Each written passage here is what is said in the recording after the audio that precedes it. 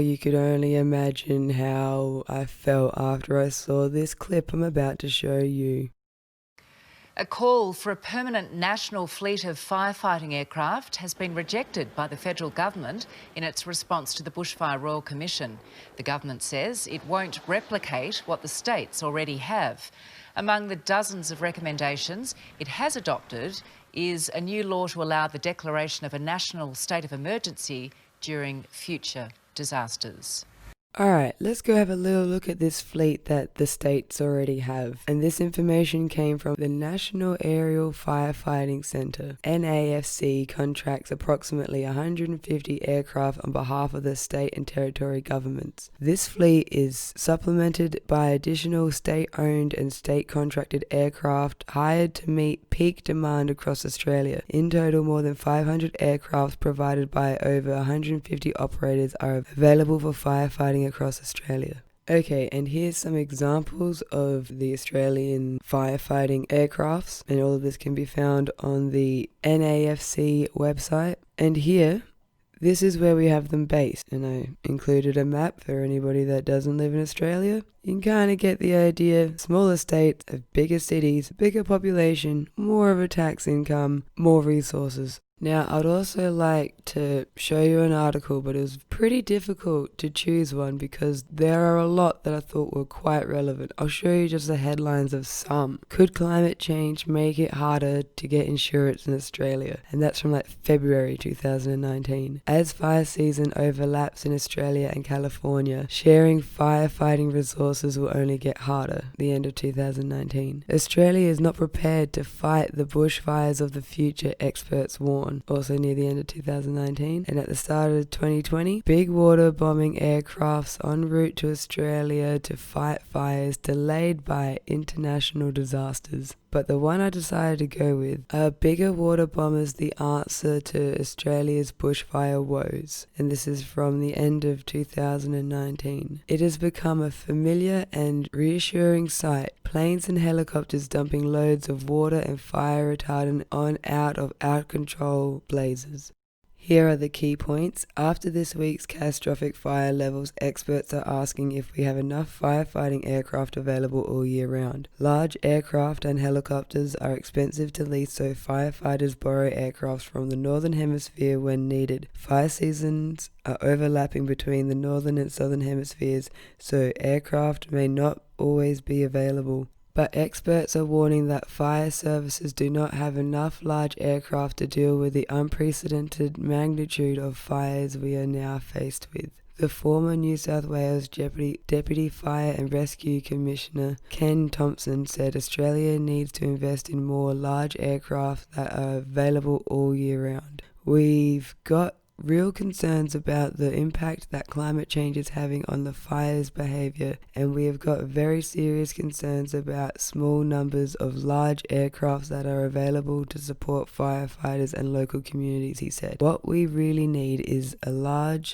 large high-volume water bombers that can deliver really large amounts of water very quickly to serious fires. Australia's fleet. There are about 160 aircraft available to fight fires in Australia. They include small planes, helicopters used for command and control, through to large fixed-wing planes and heavy helicopters that dump thousands of litres of water. Mr. Thompson said, heading into catastrophic fire conditions, small aircraft simply could not cover the same amount of ground. At the moment, the smaller aircraft can only carry around 1,500 to 2,000 litres. These larger aircraft can carry around 15,000 litres, he said, which is the type of capacity you need to be able to knock down some of those incredibly large fires that we're seeing now that we didn't see 10 or 15 years ago. Mr. Thompson is part of a group of 23 former fire and emergency leaders who wrote to Prime Minister Scott Morrison in April warning him that Australia needed to resource large water bombers. This is an important enough issue that the Prime Minister needs to become involved, Mr. Thompson said. But we just haven't been getting the response that we would have hoped for from him. Stretching resources. Most of the large-scale aircraft in Australia are borrowed from the Northern Hemisphere, and as fire seasons missions beginning to overlap, Mr. Thompson said sharing those resources was getting harder. This year, 9 large helicopters and 7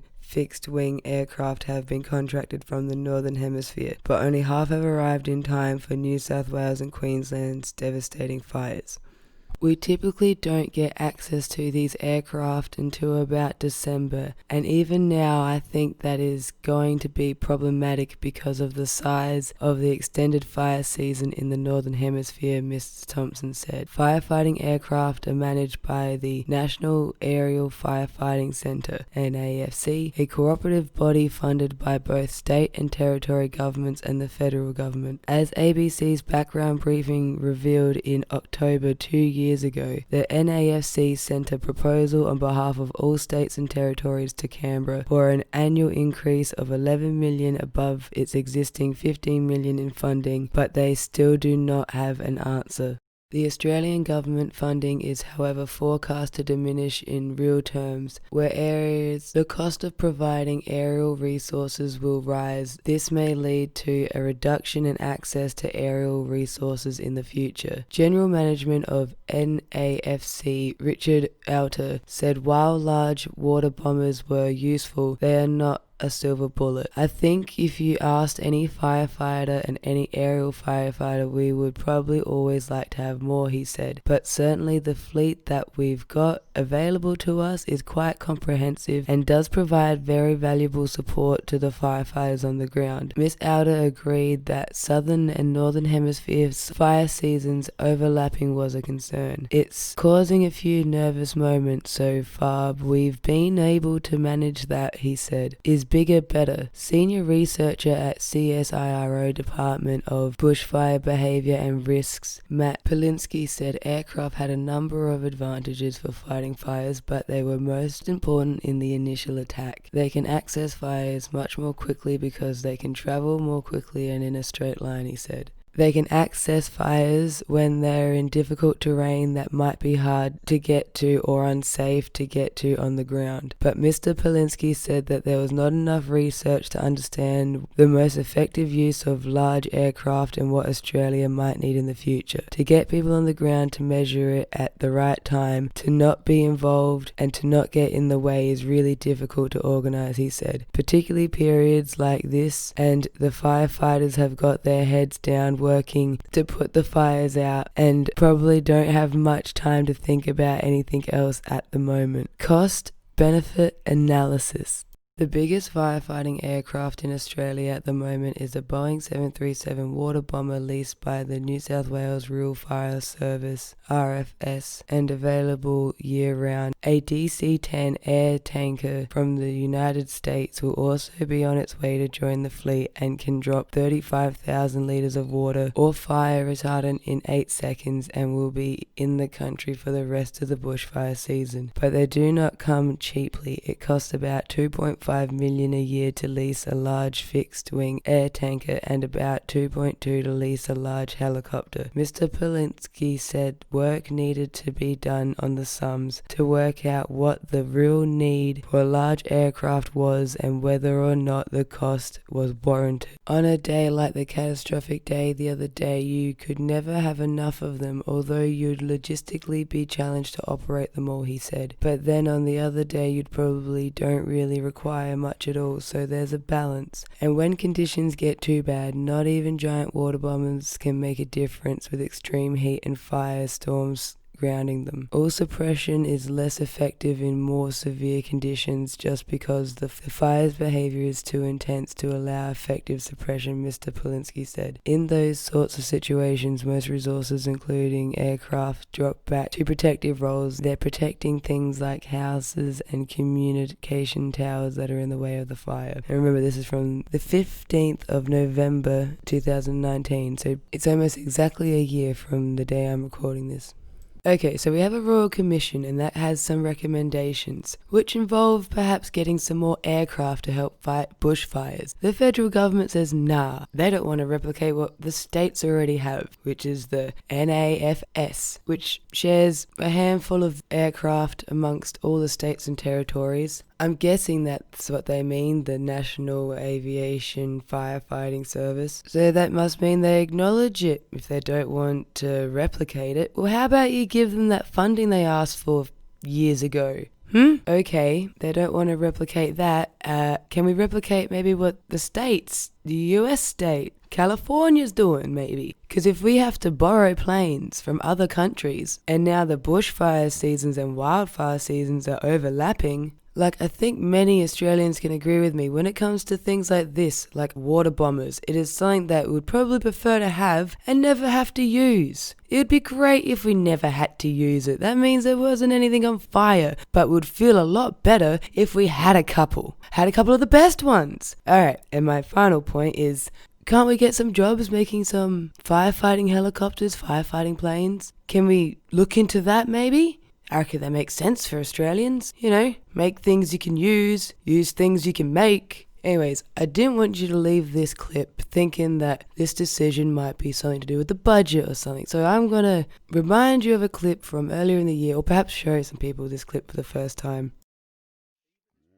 Down the COVID pandemic at home, we need to also prepare for a post-COVID world that is poorer, that is more dangerous, and that is more disorderly. My government is making a further commitment to better position defence to respond to rapid changes in the environment that I've noted. This will see capability investment grow to $270 billion over the next decade. It will expand our plans to acquire sophisticated maritime long-range missiles, air-launched strike and anti-ship weapons, as well as additional land-based weapons. That's right, that's what we're going to do.